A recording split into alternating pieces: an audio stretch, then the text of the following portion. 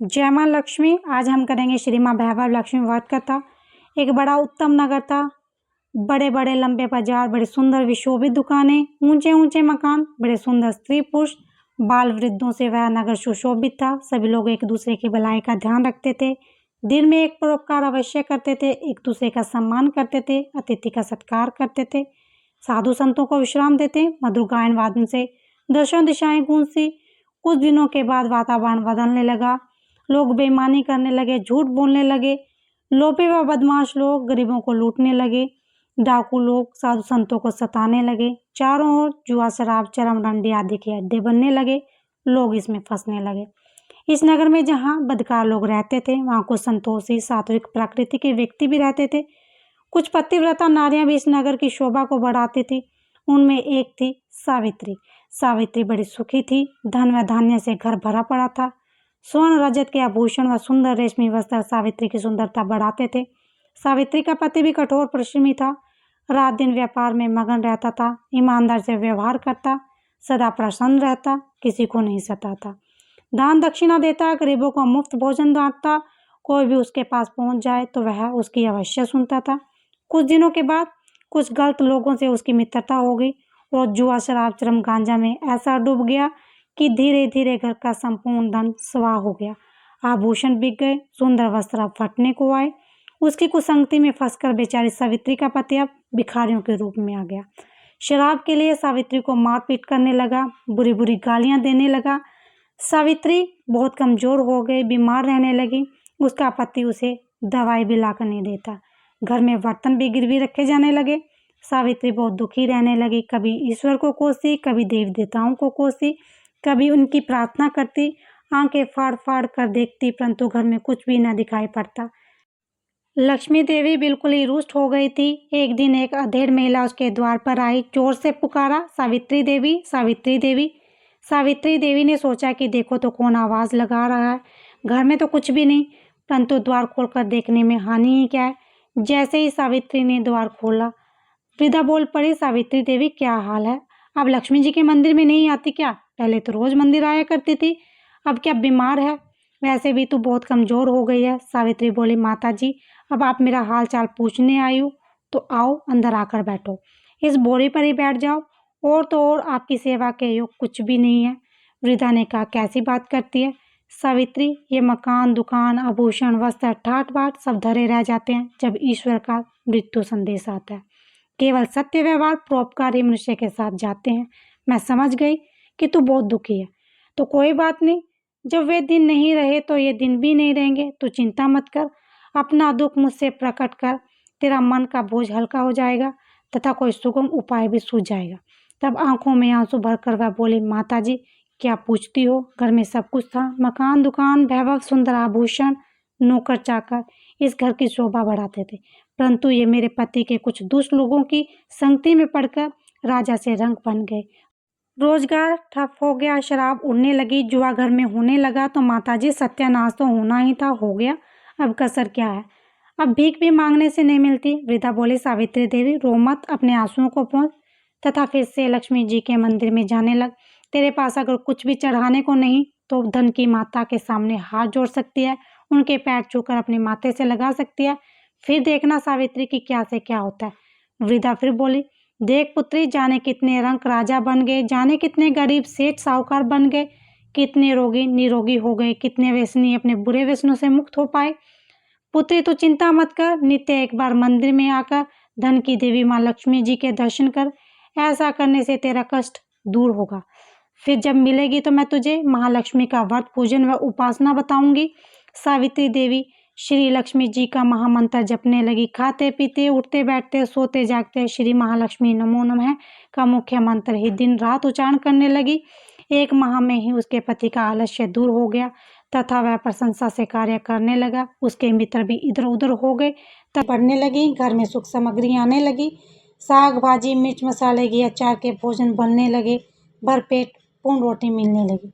एक दिन उसके पति ने पूछा कि सावित्री, अब तो हम सुखी रहने लगे हैं, पहले तो हम बहुत दुख उठाते थे, ये क्या प्रभु की माया हो गया? किसी ने जादू से तो ऐसा नहीं कर दिया। अब तो देखो, मैं तुम्हें गाली भी नहीं देता, ना मारपीट करता हूँ। एकदम समय बदल गया, पता नहीं ये क्या हो गया। तुम तो मंदिर जाती हो। तब सावित्री बोली, हाँ मैं मंदिर जाती हूँ और केवल तुम्हारे लिए जाती हूँ। एक दिन एक माता जी मेरे द्वार पर आ गई थी। मैंने उन्हें अंदर बुला लिया। तब उन्होंने मेरी व्यथा सुनकर मुझे लक्ष्मी जी का ध्यान बतलाया। बोली कि तू इस श्री लक्ष्मी सदा सहाय का मंत्र सदा जाप करती रह। जब कुछ तेरे जीवन में सुधार दिखे तब मुझे मिलना। मैं तुम्हें श्री लक्ष्मी जी की पूजा व उपासना बताऊंगी। उसका विधिवत व्रत करने से तेरे फिर से वही दिन आ जाएंगे जैसे पहले सोना चांदी से तू खेला करती थी। ऐसा सुनकर सावित्री के पति बोले कि हे प्रियतम, तुमने श्री महामंत्र का जाप कर मेरे जीवन में वो सुधार ला दिया है। हाँ, उस माता जी की खोज कर उनसे मिलो जिन्होंने श्री लक्ष्मी जी की पूजन व उपासना की विधि बताने का वचन दिया था।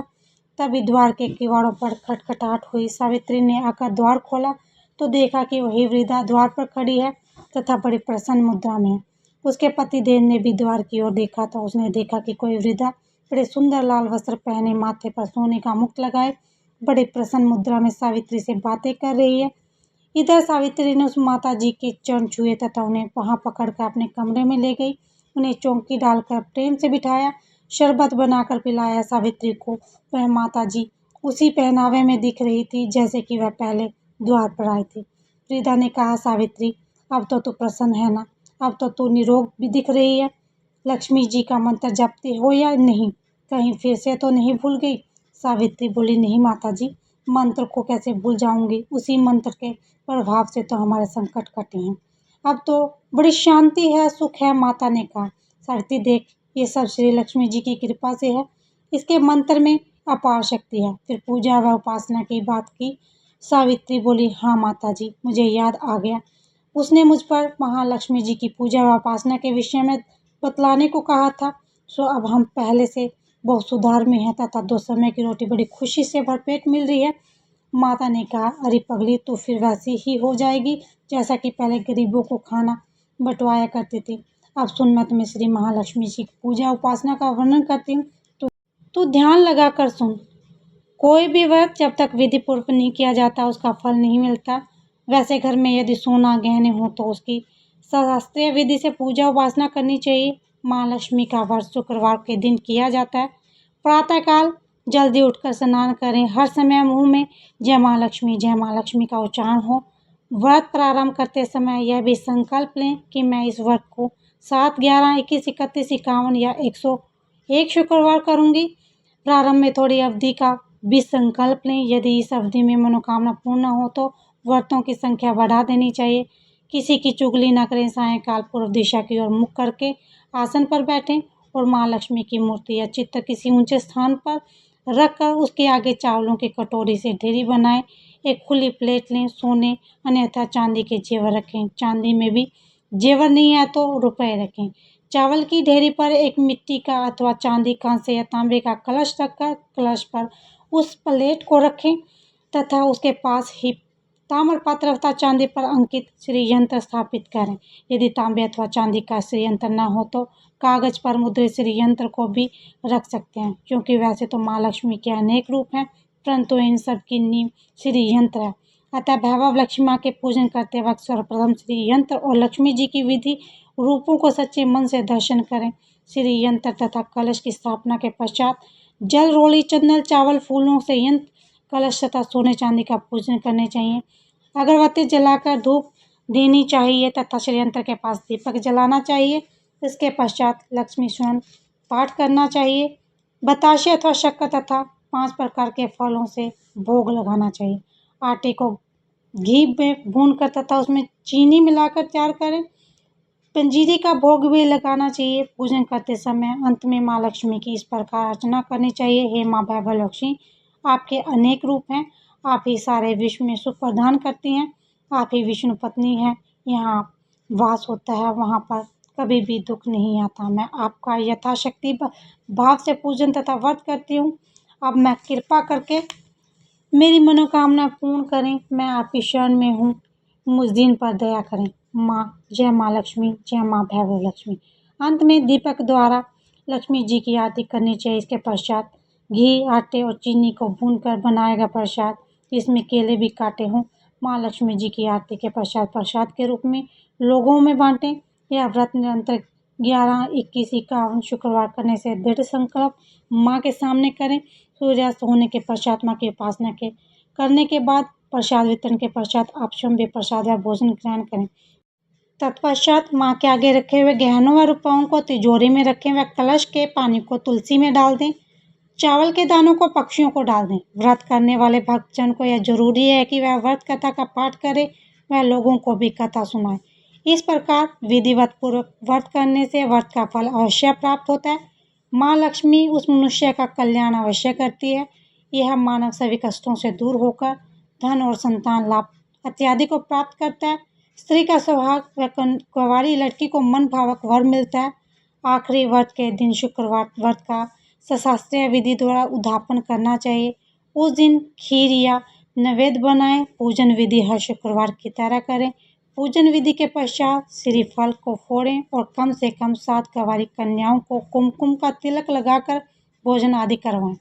फिर उन्हें एक श्री ओम भैभव लक्ष्मी व्रत कथा की पुस्तक उपहार में दें और साथ ही सभी रिश्तेदार व पड़ोसियों को भी एक एक पुस्तक उपहार में दें व उनमें भी श्री माँ भैभव लक्ष्मी व्रत करने को कहें। कम से कम 7 व अपनी श्रद्धा अनुसार जितनी पुस्तक बांट सकें बांट दें। इस व्रत में श्री माँ भैभव लक्ष्मी व्रत कथा की पुस्तक दान का बड़ा महत्व है। इस पुस्तक के पढ़ने से दूसरों को भी व्रत करने की प्रेरणा मिलती है। उसका पुण्य ही पुस्तक बांटने वाले को मिलता है। फिर लक्ष्मी जी की प्रतिमा एवं श्री यंत्र को आगे हाथ जोड़कर प्रणाम करें और स्तुति करते हुए कहें, हे माँ लक्ष्मी, आपकी कृपा से संतानहीन को संतान, धनहीन को धन, भाग्य जिसमें विमुख हो उसे भाग्य विधाता बना देती हैं। आपकी ही कृपा से मैंने आपका यह व्रत पूर्ण किया है। अतः हे माँ लक्ष्मी, मेरी सभी चिंताओं को दूर करो, मेरी सभी मनोकामनाओं को पूर्ण करो। सावित्री को देकर मोहल्ले वालों ने भी माँ श्री भैभव लक्ष्मी का व्रत किया। हे माँ भैभव लक्ष्मी, जैसे आपने सावित्री को प्रसन्न किया उसी तरह आपके व्रत करने वाले को प्रसन्न होना और करना। सबको सुख शांति समृद्धि देना। जय माँ लक्ष्मी, जय माँ भैभव लक्ष्मी।